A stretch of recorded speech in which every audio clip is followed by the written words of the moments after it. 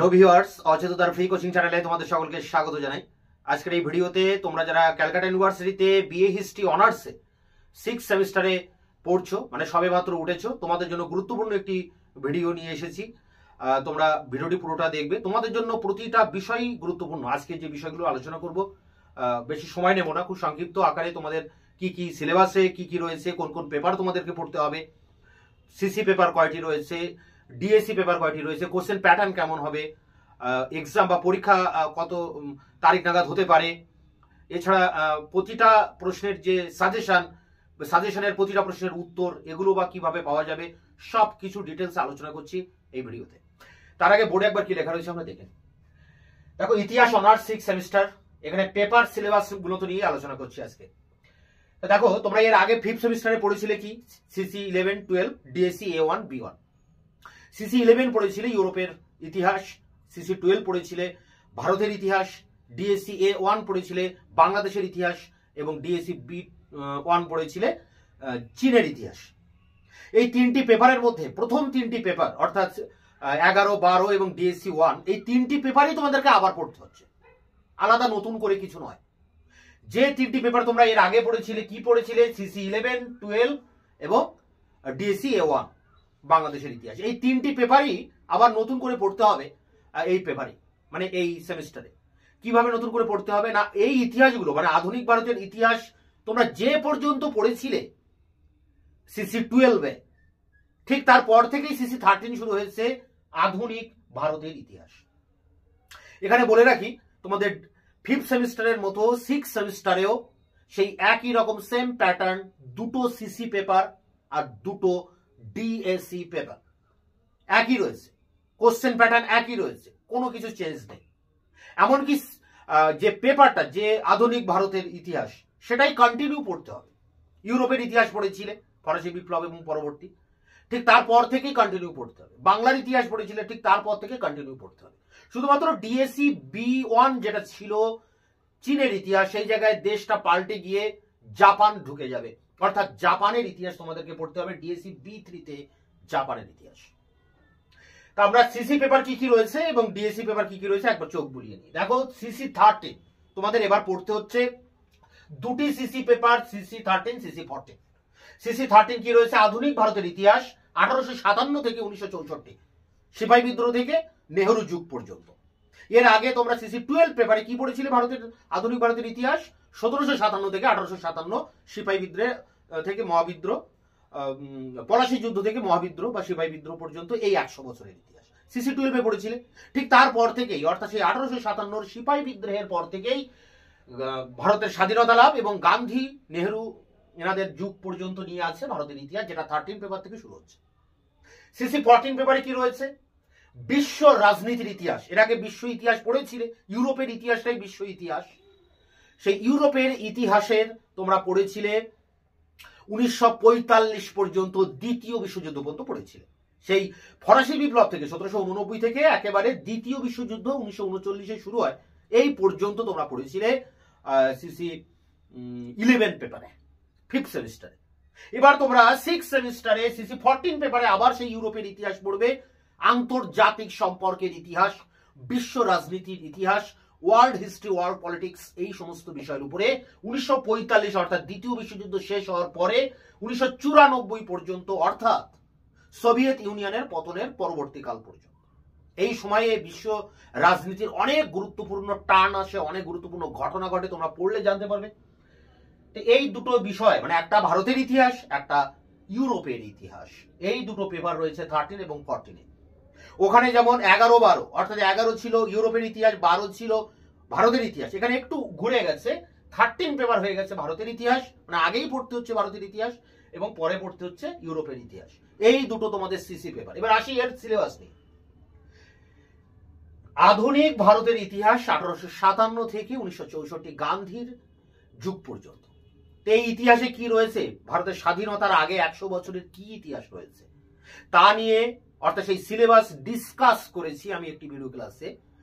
80 বা 81 মিনিটের ভিডিও, 1.5 ঘন্টা ধরে আমি এই আধুনিক ভারতের যে সিলেবাসে তোমাদের যেটা রয়েছে, ইংরেজিতে লেখা রয়েছে, বিভিন্ন পার্টস ধরে ধরে, একক ইউনিট ধরে ধরে, প্রতিটা ইউনিট ধরে ধরে ডিসকাস করে, ব্যাখ্যা করে, বুঝিয়ে দেওয়ার চেষ্টা করেছি।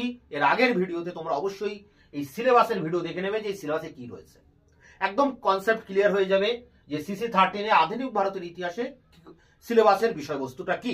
একইভাবে সিসি 14 পেপারেও ইউরোপের ইতিহাস, যেটা ইন্টারন্যাশনাল হিস্ট্রির উপরে, এটার উপরেও সিসি 14 এর উপরেও আমি প্রায় 1.5 ঘন্টারও বেশি একটা লেকচার ক্লাস তোমাদের সামনে এনেছি, আর সেই ভিডিওটা তোমরা দেখে নেবে। অর্থাৎ 13 এবং 14 এই দুটি পেপারের সিলেবাস নিয়ে আমি পুঙ্খানুপুঙ্খ আলোচনা ইতিমধ্যে করেছি। তোমরা এই সিলেবাস যদি তোমাদের জানার প্রয়োজন হয় কারোর, তাহলে ওই 1.5 ঘন্টার ভিডিও তোমরা দেখবে। আর যদি জানার প্রয়োজন না থাকে, ডিরেক্ট তোমরা সাজেশন আমি আনবো, এর পরবর্তীতে সাজেশনের ভিডিও তোমরা সাজেশনটাতে ফলো করবে। এবং সাজেশনের যে কোশ্চেন এই সিসি 13 এবং 14 এর নাম্বার প্যাটার্ন একই, সেই শর্ট কোশ্চেন থাকবে প্রথমে কিছু, তারপরে 5 নম্বরের টিকা, তারপরে 10 নম্বরের কোশ্চেন, এই একই প্যাটার্ন। তো এই কোশ্চেন অ্যান্সার আমি তোমাদের সাজেশনের যদি 10টি প্রশ্ন থাকে, তার মধ্যে আমি 8টি প্রশ্নের উত্তর আমি ইতিমধ্যে দিয়ে দিয়েছি। এই ভিডিওর ডেসক্রিপশন বক্সে সব প্রশ্নের অ্যান্সারের লিঙ্ক দেওয়া থাকবে, এবং যেগুলো দেওয়া নেই সেগুলো খুব দ্রুত আমি তোমাদের সামনে নিয়ে আসবো। 1 মাসের মধ্যে তোমাদের 6 সেমিস্টারের সমস্ত পড়া কমপ্লিট হয়ে যাবে।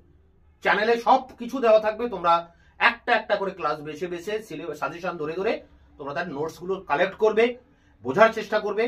আমি ক্লাসে আলোচনা করেছি সেই বিষয়গুলোর উপরে, তোমরা বুঝতেও পারবে সহজে, এবং তারপরে নোটসটা তোমরা কালেক্ট করে অ্যান্সার করবে। যদি কারোর কোনো রকম কোশ্চেন থাকে, তোমাদের সাবজেক্ট রিলেটেড কোনো রকম প্রশ্ন জানার থাকে, তোমরা আমার হোয়াটসঅ্যাপ করে জানতে পারো কোনো বিষয়ে পরামর্শের জন্য। এছাড়া অন্য কোনো যে পিডিএফ দেওয়া বা নোটস দেওয়া, এই সমস্ত কিন্তু আমার চ্যানেলে করা হয় না।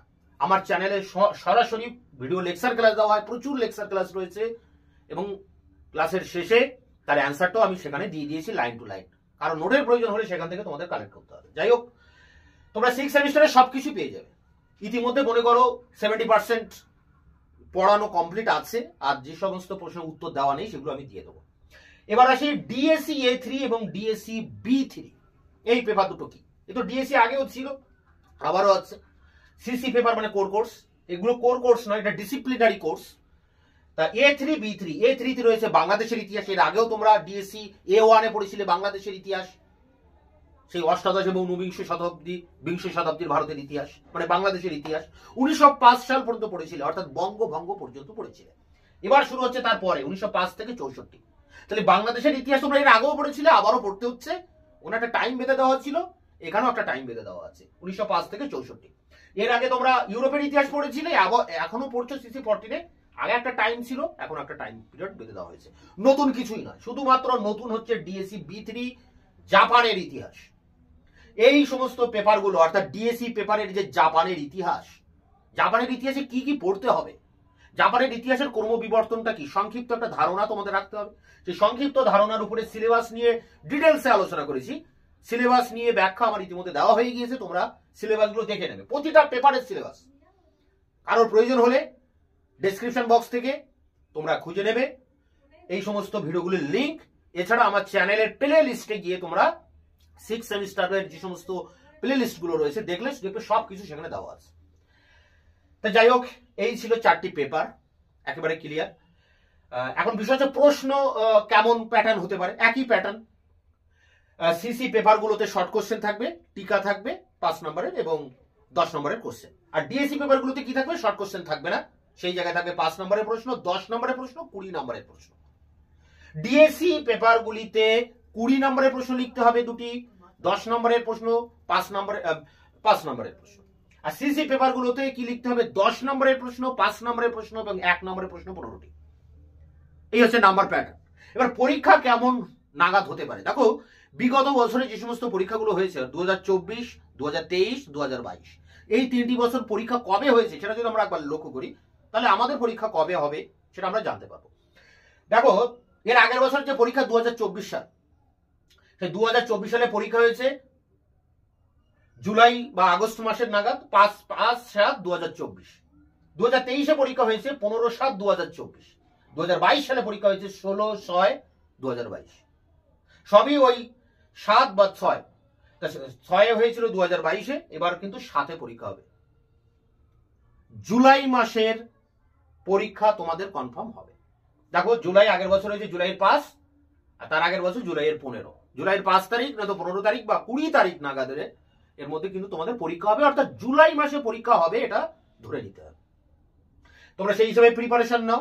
সিলেবাস দেওয়া আছে, সাজেশন চলে আসবে 2-1 মধ্যে, এবং সাজেশনের অ্যান্সার 70% দেওয়া আছে চ্যানেলে। তোমরা সবকিছুই পেয়ে যাবে।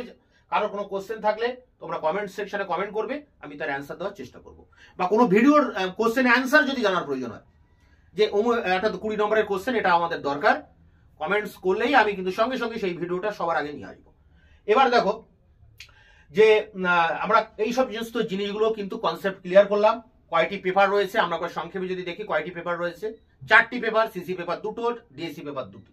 সিলেবাসটা কি? প্রতিটা পেপারের সিলেবাস নিয়ে আমি বিস্তারিত আলোচনা করেছি, কারণ এই সমস্ত সিলেবাসগুলোতে কি রয়েছে সেগুলো এখন ডিটেলসে আলোচনা করা সম্ভব নয়।